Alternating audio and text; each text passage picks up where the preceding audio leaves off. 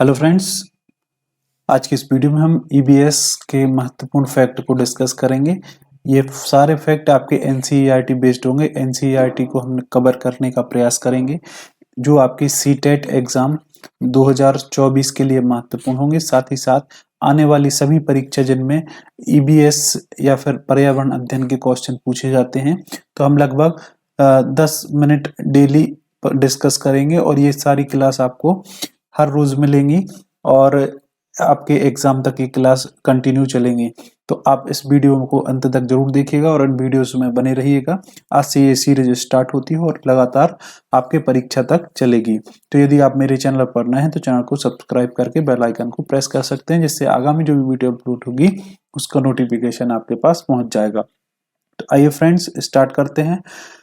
कुछ ये फैक्ट हैं, जैसे कैसे एक जो कीड़े मकोड़े हैं या फिर जानवर हैं एक दूसरे को कैसे पहचानते हैं। तो ये टॉपिक दिया है आपको एक एनसीईआरटी में कि कैसे पहचाना साथी को, उससे रिलेटेड कुछ फैक्ट दिए हैं। पहला फैक्ट है आपका, नर कीड़े मकोड़े अपनी मादा कीड़े की गंध से उनकी पहचान कर लेते हैं। तो पूछा जाता है कि कीड़े मकोड़े एक दूसरे को किस तरीके से पहचानते हैं, तो उनकी गंध के द्वारा एक दूसरे को पहचानते हैं। वह जहां से निकलते हैं तो एक गंध छोड़ते हुए जाते हैं, जिससे दूसरे कीड़े मकोड़े उनको फॉलो करते हुए उनको उनकी पहचान कर लेते हैं। अगला है, रेशम का कीड़ा अपनी मादा को उसकी गंध से कई किलोमीटर दूर तक पहचान लेता है। ये अजीब फैक्ट है कि रेशम का कीड़ा जो होता है वह अपनी मादा को उसकी गंध के द्वारा कई किलोमीटर दूर से उसकी पहचान कर लेता है। आप सोच सकते हैं कई किलोमीटर क्या होता है। नेक्स्ट, मच्छर हमें शरीर की गंध, खासकर पैरों के तलवे की और हमारे शरीर की गर्मी से हमें ढूंढ लेते हैं। पूछा जाता है कि मच्छर हमें किस तरीके से ढूंढ पाते हैं, तो हमारे शरीर की गंध होती है जिसको वह पहचान लेते हैं। खासकर पैर के तलवे की जो गंध है उनको वह पहचानते हैं, और साथ ही साथ हमारे शरीर की जो गर्मी है उनके उसके द्वारा उनको आभास हो जाता है कि यहाँ पर कोई मनुष्य है या फिर कोई ऐसा जंतु है। नेक्स्ट, सड़कों पर कुत्ते भी अपनी जगह बटी होती है। एक कुत्ता दूसरे कुत्ते के मल मूत्र की गंध से जान लेता है कि उसके इलाके में बाहर का कुत्ता आया था। अलग अलग सड़क या अलग अलग इलाके कुत्ते की बटी होती है और एक कुत्ते की मल मूत्र के द्वारा दूसरा कुत्ता जान लेता है कि उसके इलाके में दूसरा कुत्ता आया था। तो इस तरीके से मल मूत्र के द्वारा जो है कुत्ते एक दूसरे की पहचान कर लेते हैं। नेक्स्ट, किस तरीके से देखते हैं पशु पक्षी या फिर जो भी हैं, तो उसके बारे में फैक्ट है। ज्यादातर पक्षियों की आंखें उनके सिर के दोनों तरफ होती हैं। सिर के दोनों तरफ होती हैं। पक्षी एक समय में दो अलग अलग चीजों पर नजर डाल लेते हैं। तो यहाँ से एक प्रश्न पूछा गया था आपके सीटेट 2024 में कि पक्षियों की आंखें उनके सिर के दोनों तरफ होती हैं और पक्षी एक समय पर एक ही वस्तु को देख पाते हैं। तो उस स्टेटमेंट को बताना था कि स्टेटमेंट सही है या नहीं, कथन सही है या नहीं। तो वहां पे वह कथन क्या था, गलत था, क्योंकि अलग अलग चीजों पर वह दृष्टि या नजर डाल सकते हैं। जब ये बिल्कुल सामने देखते हैं तब इनकी दोनों आंखें एक ही चीज पर होती हैं। जब यह सामने देखेंगे तो इनकी आंखें क्या होगी, एक ही चीज पर होंगी। लेकिन वह अलग अलग दिशाओं में देखेंगे तो दो अलग अलग वस्तुओं को एक साथ देख सकते हैं। ज्यादातर पक्षियों की आंखों की पुतली घूम नहीं सकती, तो वे अपनी गर्दन घुमाकर ही आसपास देखते हैं। पक्षियों की जो आंखों की जो पुतलियां हैं वह घूम नहीं सकती हैं, तो वह क्या करते हैं कि अपनी पूरी गर्दन को घुमा करके देखते हैं। नेक्स्ट, चील, बाज और गिद्ध, ये तीन जानवर के बारे में आपसे एक ना एक क्वेश्चन बनता ही है सीटेट के अंदर। तो इसको भी आप देख सकते हैं कि चील, बाज और गिद्ध जैसे पक्षी हमसे 4 गुना दूरी तक देख सकते हैं। जो चीज हमें 2 मीटर की दूरी से दिखाई पड़ती है वह चीज ये पक्षी 8 मीटर की दूरी से देख लेते हैं। तो ये आप सोच सकते हैं कि इनकी जो आई साइड है हमसे 4 टाइम अच्छी होती है, 4 गुना अच्छी होती है। हमें इतने सारे रंग दिखाई देते हैं, उतने रंग जानवरों को दिखाई नहीं देते। आमतौर पर माना जाता है कि दिन में जागने वाले जानवर कुछ रंग देख पाते हैं और रात में जागने वाले जानवर हर चीज को सफेद या काली ही देखते हैं। हम अलग अलग रंगों की पहचान कर सकते हैं, लेकिन जो जानवर हैं उनमें से कुछ ही रंग देख पाते हैं। जैसे दिन में जागने वाले जानवर कुछ रंग देख पाते हैं, लेकिन जो निशाचर होते हैं या जो रात में जागने वाले जानवर होते हैं वह केवल वस्तुओं को सफेद और काली रंग में ही देख पाते हैं, ब्लैक एंड व्हाइट में ही वह देख पाते हैं। अगला जो फैक्ट है वह है पक्षियों के कान दिखाई नहीं देते हैं, उनके बाहरी कान छोटे छोटे छेद जैसे होते हैं जो उनके पंखों से ढके होते हैं। तो पक्षियों के कान हमें दिखाई नहीं देते, इसका मतलब ये नहीं है कि उनके कान होते नहीं हैं। उनके कान छिद्र के रूप में होते हैं जो उनके किसके पंख के द्वारा ढके होते हैं। फिर आता है बात सांप की, कि सांप के बाहरी कान नहीं होते हैं, वे जमीन पर हुए कंपन के द्वारा सुन पाते हैं। जमीन पर कोई आहट हुई तो उसके कंपन के द्वारा वह सुन पाएंगे। लंगूर पास आती मुसीबत जैसे शेर और चीतों को देखकर एक खास आवाज निकालकर अपने साथियों को संदेश देता है। इस काम के लिए पक्षी भी खास आवाज निकालते हैं। तो ये भी आपका एक इम्पोर्टेंट फैक्ट हो जाता है।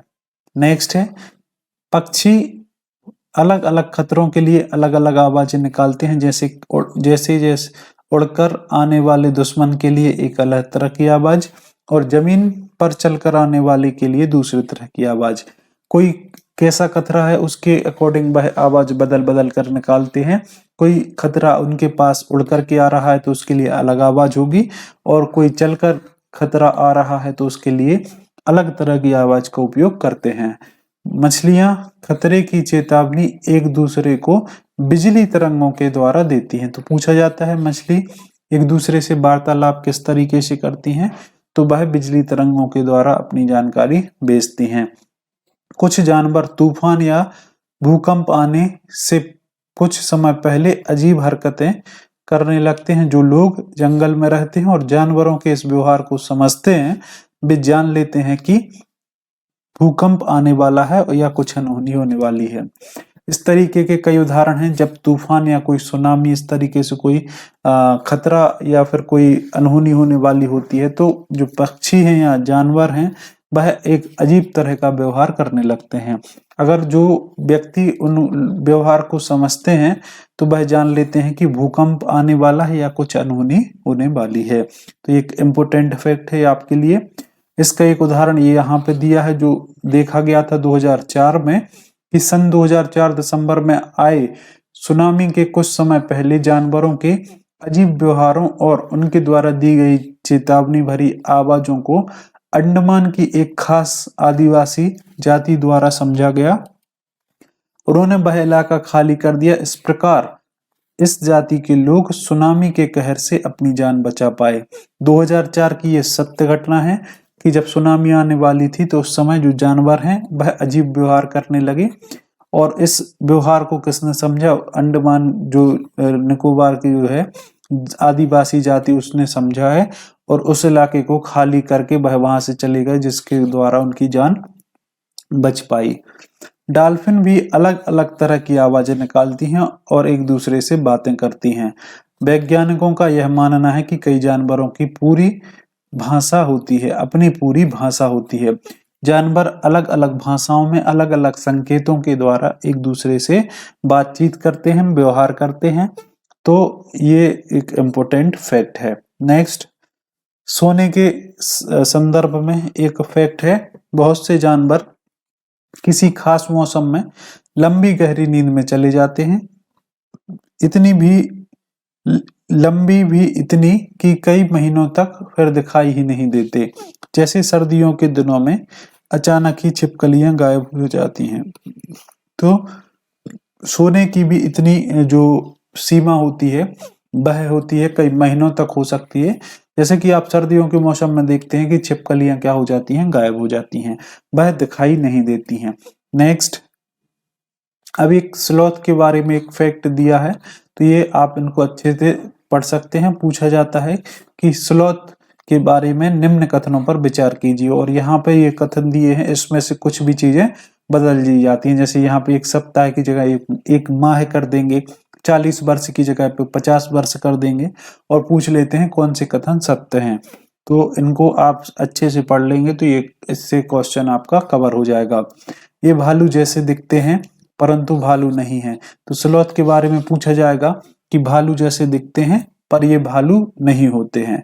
अगला है, ये एक दिन के करीब 17 घंटे पेड़ से उल्टे सिर लटक कर मस्ती से सोते हैं।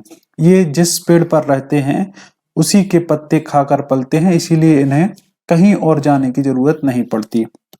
तो दिन में लगभग यह 17 घंटे क्या करते हैं, केवल सोते हैं, और जिस पेड़ पर वह सोते हैं उसी के पत्ते खा करके यह जीवित रहते हैं। जब ये अपने पेड़ के सारे पत्ते खा लेते हैं तब वह पास के पेड़ पर चले जाते हैं। लगभग 40 वर्ष के अपने पूरे जीवन में ये मुश्किल से 8 पेड़ों पर घूमने की तकलीफ करते हैं। पूरे 40 वर्ष के जीवन में यह मुश्किल से 8 पेड़ों पर ही अदला बदली करते हैं। ये सप्ताह में एक बार ही सोच के लिए पेड़ से नीचे उतरते हैं। तो ये भी एक इम्पोर्टेंट फैक्ट है स्लॉथ के बारे में, तो इनको आप याद कर लेंगे। नेक्स्ट, बाघ के बारे में कुछ फैक्ट दिए हैं। बाघ अंधेरे में हमसे 6 गुना बेहतर देख सकते हैं। तो ये भी पूछा जाता है कि बाघ हमसे कितने गुना बेहतर देख सकते हैं, तो 6 गुना बेहतर देख सकते हैं। बाघ की मूंछें हवा में हुए कंपन को भांप लेती हैं और उसे शिकार की सही स्थिति का पता चल जाता है। इससे इन्हें अंधेरे में रास्ता ढूंढने में मदद मिलती है। तो जो उनकी मूंछें हैं बाघ की, वह कंपन को भांप लेती हैं, हवा में हुए कंपन को भांप लेती हैं और उनको एग्जैक्ट पता चल जाता है कि उनका शिकार कितनी दूर है और कौन सी दिशा में है। नेक्स्ट है, बाघ अपने इलाके में मूत्र करके अपनी गंध छोड़ जाते हैं। यह इलाका कई किलोमीटर का बड़ा हो सकता है। एक बाघ किसी दूसरे बाघ के मूत्र की गंध को झट से पहचान लेता है, फिर उस इलाके में घुसना है या नहीं यह बाघ की मर्जी होती है। तो बाघ अपने इलाके को मूत्र के द्वारा गंध छोड़ते हुए जाते हैं और उनको पहचान लेते हैं। दूसरा बाघ उनकी एरिया में या फिर उनके इलाके में नहीं आता है तो उनको वह पहचान लेता है। नेक्स्ट, बाघ मौके के अनुसार अपनी आवाज बदलता रहता है। गुस्से में अलग आवाज होती है और बाघिन को बुलाना हो तो अलग आवाज। कहीं कराहना तथा कभी गुर्राना। बाघ की गुर्राना 3 किलोमीटर दूर तक सुनाई दे सकता है। लगभग 3 किलोमीटर की दूरी तक यह सुना जा सकता है। नेक्स्ट, बाघ हवा से पत्तों के हिलने और शिकार के झाड़ियों में हिलने से हुई आवाज में अंतर को भांप लेते हैं। पत्तों के द्वारा जो आवाज उत्पन्न होती है उसको, और झाड़ी में अगर कोई शिकार है उसके द्वारा कोई कंपन या फिर आवाज उत्पन्न हुई है तो उनको वह समझ लेते हैं, भांप लेते हैं। बाघ के दोनों कान बाहर की आवाज इकट्ठा करने के लिए अलग अलग दिशाओं में बहुत ज्यादा घूम भी सकते हैं। तो यह इंपॉर्टेंट फैक्ट है बाघ के लिए। नेक्स्ट, हाथी को उनके दांतों, गैंडों को उनके सींग और शेर, मगरमच्छ और सांप को उनकी खाल के लिए मार दिया जाता है। तो ये पूछा जाता है कि किस लिए हाथी को मारा जाता है। गैंडे को उनके सींग के लिए, शेर, मगरमच्छ और सांप को उनकी खाल के लिए मार दिया जाता है। कस्तूरी हिरण को थोड़ी सी खुशबू के लिए मार दिया जाता है। आई होप फ्रेंड्स ये आपको समझ में आया होगा। इतने जो फैक्ट हैं, लगभग 10 से 15 फैक्टों को आज हमने डिस्कस किया है। इसी तरीके से हम डेली बेसिस पर 10 मिनट में 10 या 15 फैक्ट को डेली बेसिस पर डिस्कस करेंगे। तो ये जो है आपके सीटेट एग्जाम आने तक ये क्लासें चलेंगी। तो ये आपके सीटेट एग्जाम को कवर करेंगे, साथ ही साथ आपके केबीएस और एनबीएस एग्जाम को भी कवर करेंगे जिनमें आपका ईबीएस पूछा जाता है। इसके अलावा चाइल्ड डेवलपमेंट एंड पेडागोजी की क्लास और ईबीएस के आपकी प्रश्नोत्तरी वाली क्लास जो है वह लगातार आपकी चल रही है, तो आप उनको भी देख सकते हैं मेरे चैनल पर। तो फ्रेंड्स, यदि आप मेरे चैनल पर नए हैं तो चैनल को सब्सक्राइब करके बेल आइकन को प्रेस कर लीजिएगा, जिससे आगामी जो भी वीडियो अपलोड होगी उसका नोटिफिकेशन आपके पास पहुंच जाएगा। तो फ्रेंड्स, आपसे जल्द ही मिलते हैं इसी तरीके की नेक्स्ट वीडियो में। तब तक के लिए आप सभी का बहुत बहुत धन्यवाद।